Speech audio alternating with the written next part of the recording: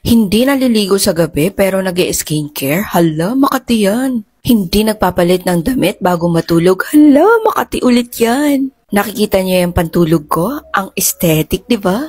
Mura lang yan, pero sa mall, thousands mo talaga siya bibilhin, promise. Bago matulog sa gabi, dapat maglilinis ka muna o maligo. Mag-skincare konti.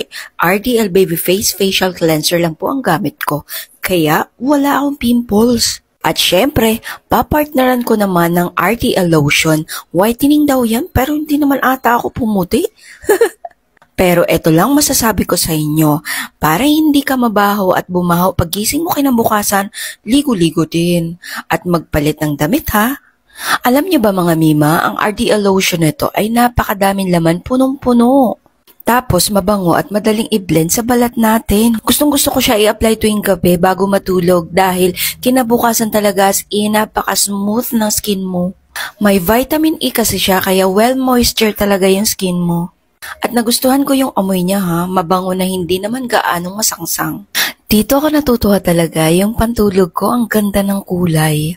Mabuti na lang talaga large yung pinili ko. Dati kasi nag-medium ako, hindi naman kumasya sa akin. Nasayang lang yung pera ko.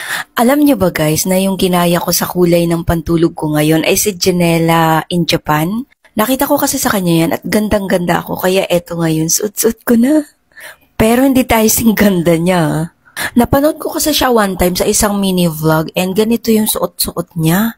So, nainggit naman ng lola, kaya eto ngayon ginaya ko, suot ko na din siya, OMG. Ang ganda ng tela nito guys, sinasabi ko sa inyo.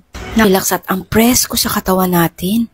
Kaya kung gusto nyo din ng ganito, iwan ko lang po yung yellow basket ko dito sa aking video para makakapag-check out po kayo ng ganito din.